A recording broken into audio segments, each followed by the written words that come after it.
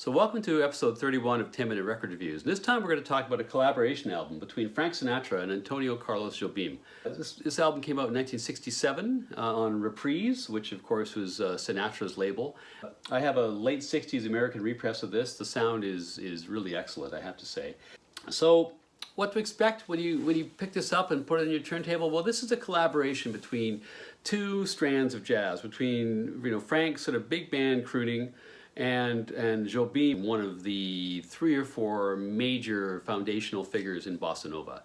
It's an interesting collaboration. It's either all bossa songs and or American jazz standards that have been given a bossa arrangement. But the singing, which is of course is Sinatra for the most part, is not really bossa singing, and the instrumentation is not really bossa instrumentation a lot of the time. So it's a funny jumble of things, but it was, it certainly had some great moments on it, and as a consequence, it was nominated for a Grammy. Lost to Sgt. Pepper's, which I guess is no great shame. So this was Frank's label. He'd started in 1960, but proved to be not as good at the record business as he was at singing, and so he ended up selling it to Warner Brothers in 1963. He kept losing money, but he kept a 1/3 interest. By 1967, Warner's had taken Reprise into a different direction. They'd picked up all kinds of rock acts. So they had the Kinks, they had Hendrix, they had Neil Young, they had Joni Mitchell, and so on. Sinatra was, by 1967, was the only non-rock and roll act on the label. Jobim arrives in LA to make the record. He's got to wait because at this point in 1967, Frank is married to Mia Farrow, and for reasons which I'm sure are documented in various people's biographies, things aren't going well, and Frank is taking a break from his marriage to Mia, and he's off in Barbados.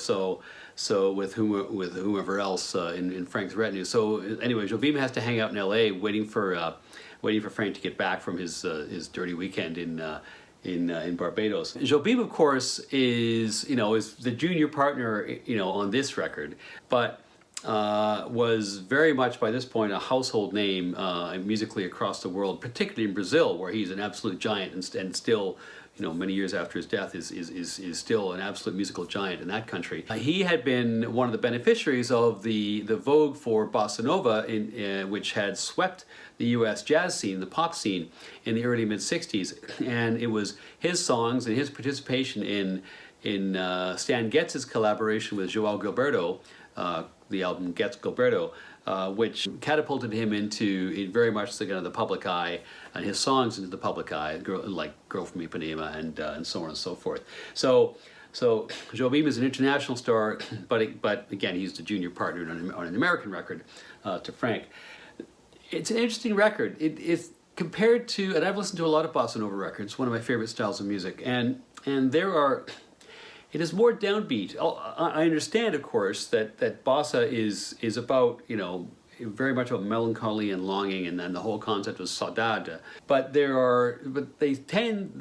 bossa records still tend to be, to cut the moodier, more downbeat songs with upbeat, kind of airy songs. There are not so many here. This is really quite a mellow, downbeat sort of a record.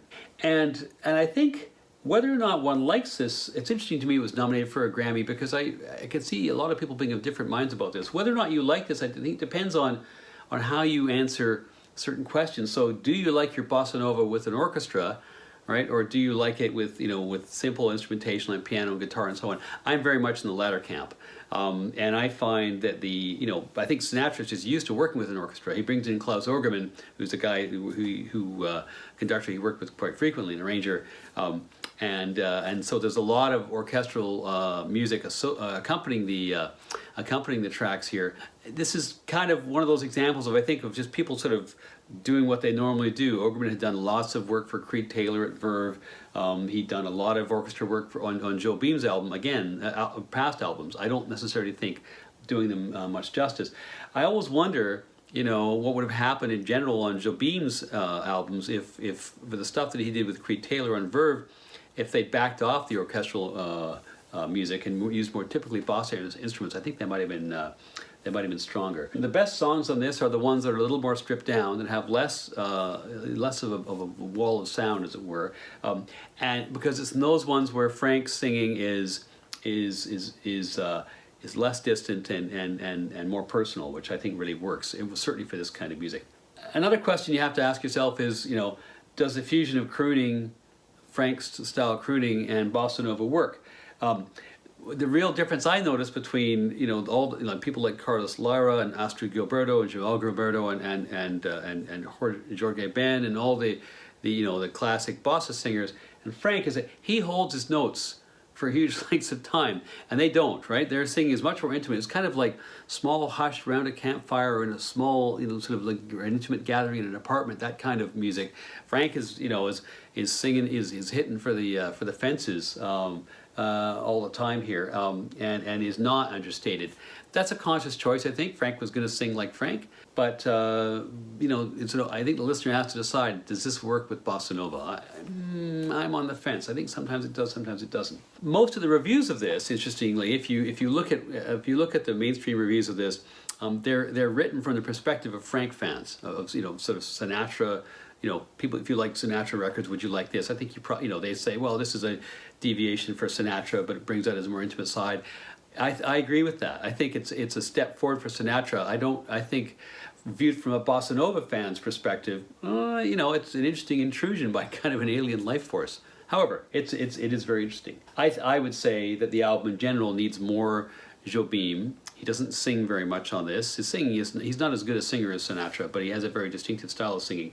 And I would love to have heard more of his piano and more of his guitar accompanying Sinatra. There's a few little duets on here, and the contrast between the two singing styles, I think, is really fascinating. So in terms of the music itself, side one, you've got they lead off with with the girl from Ipanema, which not to startle anybody. So they're exactly what people were expecting, I suppose. It's a sadder version, I think, than the one on the well-known one on Gets Gilberto, but they get the tempo right, I think, which is good. Jobim's vocal contribution, I think, is terrific. It's a really interesting. It's a different take on a classic. Then there's a song called Gingy, which is an old bossa nova song. Well, certainly better part of a decade old. That Jobim wrote with his friend Vinicius de Moraes about an old farm they used to visit. It's a very beautiful song. I think Sinatra does it a lot of justice. The lyrical translation works here. And that's not true of of a lot of the other translations from Portuguese to English that are on this record. Then we got a jazz standard, Change Partners, which is actually an Irving Berlin song, which is repurposed here. It's given a bossa nova arrangement by Ogerman. It's not bad, I think. And then another bossa nova classic, which also had appeared on the Gets Gilberto record, Corcovado, or as it's translated here, Quiet Nights of Quiet Stars. This is a case where there's a translation which is rather more literal than musical, and I don't think does Sinatra any favors, but his performance is excellent. And it's really one of the it's hard to mess this song up. It is an absolutely wonderful song, but even so, I think Sinatra does a pretty good job here. And then it closes out with Meditação, another great delivery from Sinatra to close out the record. Side two, song called If You Never Came to Me. It's a little bit draggy, I have to say, if I'm gonna be honest, and followed by Insensatez. This is probably the worst example on the record of where this sort of cold orchestral arrangement doesn't do the singer any favors, because it really cried out for a more intimate musical setting, at least in my opinion. Followed by a Concentrate on You, which is an American jazz standard repurposed for bossa here. This is actually really good. There's much more of a truly bossa feel, much less of an orchestral accompaniment. Jobim's guitar is really quite present, keeps the whole song light and airy. And this is where Frank's sort of crooning, where he's holding the notes, doesn't always work in this record. It really works on this song, actually, I have to say. And they create something really quite different on this particular cut. And then the album closes out with two songs, Baubles, Bangles, and Beads, which is one more. It was the third of the three jazz standards here. Great guitar. It's got a little kind of a scat vocal by Jobim to start. The orchestration is a lot warmer here. Frank's vocal works really well, and I think frankly it would have been good if the album ended there. Unfortunately, there's one more song called Once I Loved O Amor en Paz, which is a great song in and of itself, but this version, it just was kind of draggy. it's you know, Sinatra when he's trying to sing intimately and quietly.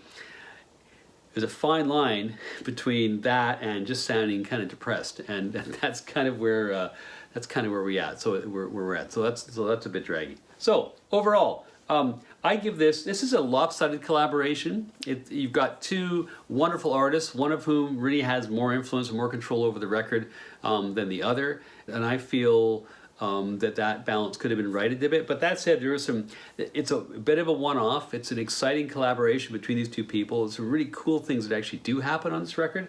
And so I give it 4 to 5 stars, and it's a record of real interest. Whether you're a Sinatra fan or whether you're a Bossa Nova fan, I think at some point your listening has to take you to this album.